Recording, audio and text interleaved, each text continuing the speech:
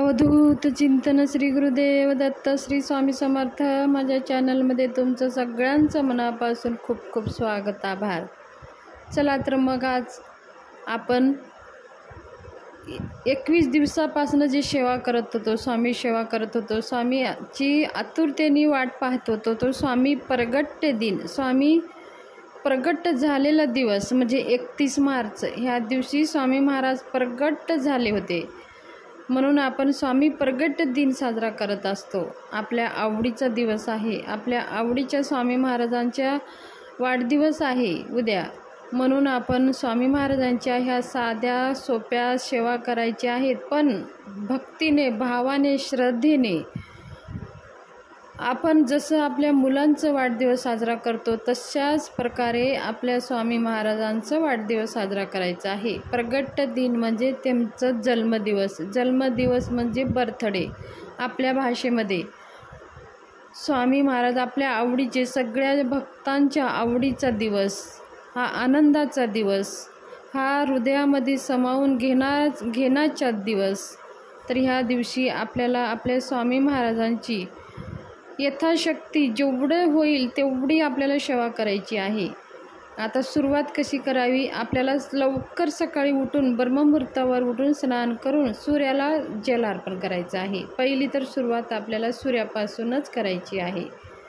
त्याच्यानंतर तुळशीची पूजा करून घ्यायची आहे। त्याच्यानंतर मुख्य दरवाजाची, उंबऱ्याची पूजा करून घ्यायची आहे। हळदी कुंकू धूपदीप ओवाळून उंबऱ्याला हळदीचं लेपन करून आणि छानशी एक आपल्या मुख्य दरवाजासमोर एक छानशी रांगोळी काढून सजून मग आपल्याला देवघरामध्ये जायचं आहे। देवघरामध्ये जाऊन आपल्या घरामध्ये स्वामी महाराजांचा फोटो किंवा मूर्ती आपल्या घरात असेलच, किंवा जर नसेल तर तुम्ही उद्या स्वामी महाराजांची मूर्ती किंवा फोटो आवर्जून आणून त्याची मूर्ती जर आणत असाल तर तुम्ही त्याच्यावरती श्रीसूक्त, पुरुषसूक्त, पंचामृताने अभिषेक करा।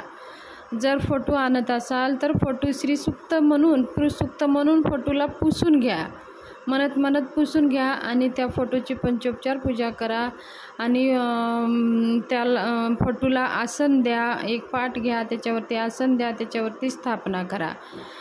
फोटोला हार अर्पण करा, तुपाचा दिवा अर्पण करा, धूप अर्पण करा, नैवेद्य अर्पण करा आणि महाराजांची आरती आवर्जून करा। आणि मूर्ती असेल तर ही श्रीसूक्त, पुरुषसूक्त, पंचामृताने अभिषेक करून मूर्ती स्वच्छ पुसून त्यांना वस्त्र, हार, टोपी अर्पण करून, अत्तर लावून, धूपदीप ओवाळून, फुलं अर्पण करून घ्यायची आहे आणि आरती करून घ्यायची आहे आणि नैवेद्य अर्पण करायचं आहे। मूर्ती असेल तरीही, फोटो असेल तरीही। मग आपल्याला ही जी बेसिक सेवा झाल्यानंतर आपल्या घरची देवांची सेवा पूजा करून घ्यायची आहे। घरची सगळी पूजा करून मग आपल्याला सेवा करायची आहे। जर तुम्ही आतापर्यंत जर स्वामी सेवा करत नसाल तर तुम्ही स्वामी सेवा करायला उद्यापासून महाराजांसमोर एक नारळ, खडी साखर अर्पण करा, आपल्या मनातली इच्छा सांगा आणि ते नारळ, खडी साखर स्वामी महाराजांसमोर ठेवून स्वामी महाराजांना नवस करा।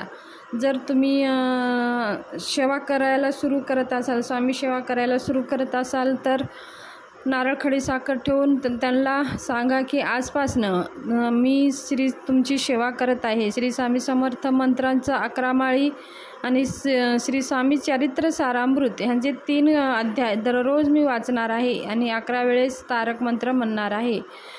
माझ्या जीवनातल्या जे काही समस्या आहेत ते दूर होऊ द्या आणि माझ्याकडनं तुमची सेवा करून घ्या, हे विनंती आपल्याला करायचं आहे स्वामी महाराजांना। आणि नारळ, खडी साखर स्वामी महाराजांसमोर ठेवून आपल्याला सेवा सुरू करायची आहे। जर तुम्ही आधीपासून स्वामी सेवा करत असाल तर तुम्ही स्वामी महाराजांना हेच विनंती करायची आहे, हे स्वामी महाराज, मी आतापर्यंत तुमची सेवा करत आलेली आहे, पुढे पण तुम्ही अशीच मला सेवा माझ्याकडनं करून घ्या आणि माझ्या सेवेमध्ये खंड पाडू नका, हा स्वामी महाराजांना नवस करायचा आहे।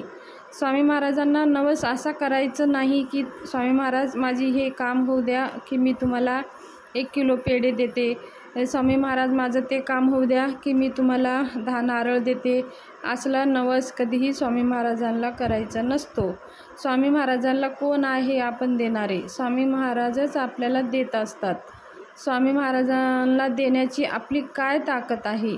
ते ब्रह्मांड नाही काय आहे, ते भक्त वत्सल आहेत, प्रत्येकाच्या हृदयामध्ये समावलेले आहेत. आपण त्यांना काय देऊ शकतो? ते जे ब्रह्मांड हे धरती त्यांनीच तयार केलेली आहे, त्यांनीच बनवलेलं आहे. सगळं कणाकणामध्ये त्यांचाच वास आहे, तर आपण त्यांना काही देऊ शकत नाही. जर त्यांना द्यायचं असेल तर हे आपला अहंकार, आपलं अहम, आपलं काम, क्रोध, मोह, मत्सर ह्या गोष्टी स्वामी महाराजांना परत करून द्यायचं आहे. ह्या गोष्टी त्यांनाच ह्या सगळ्या गोष्टी तुम्ही घेऊन टाका महाराज फक्त तुम्हीच मला राहा, असं म्हणून स्वामी महाराजाला नवस करून स्वामी महाराजांची सेवा अखंड आपल्याला करायची आहे.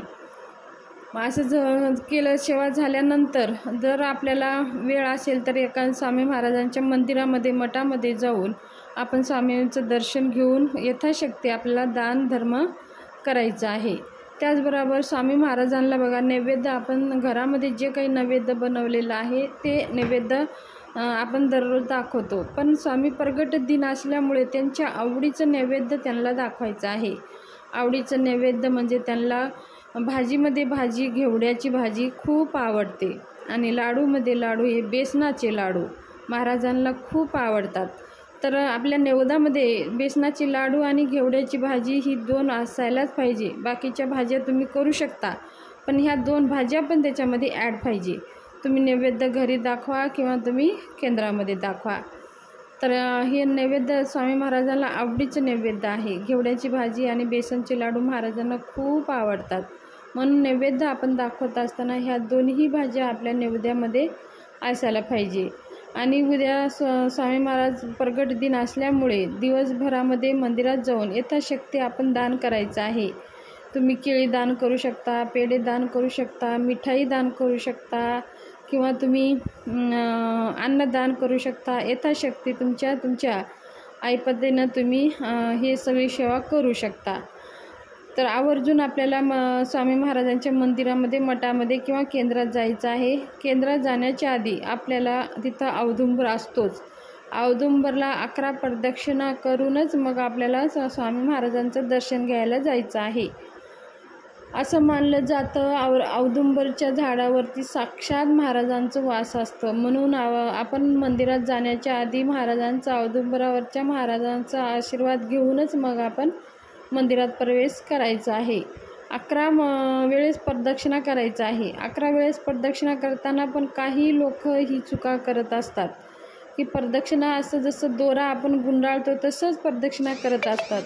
तर आपल्याला तसं न करता आपल्याला काय करायचं आहे, प्रदक्षिणा करत असताना एक प्रदक्षिणा पूर्ण झाली की थोडंसं 5-10 सेकंद थांबून मग दुसरी प्रार्थना करून मग दुसरी प्रदक्षिणा सुरू करायची आहे. आणि मग 1-2 सेकंद थांबून मग दुसरी प्रार्थना करून मग दुसरी प्रदक्षिणा करायची आहे. अशा प्रकारे प्रदक्षिणा करून महाराजांचं दर्शन उद्या घ्यायचं आहे. यथाशक्ती दानधर्म करायचा आहे.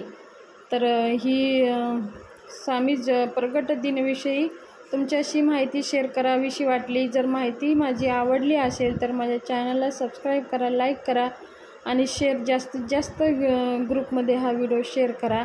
आणि लाईक करून बेल आयकनचं बटन येतं त्याला प्रेस करा, म्हणजे मी जे नवीन माहिती अशीच घेऊन येईल ते सगळ्यांच्या अगोदर तुमच्यापर्यंत पोहोचेल. धन्यवाद.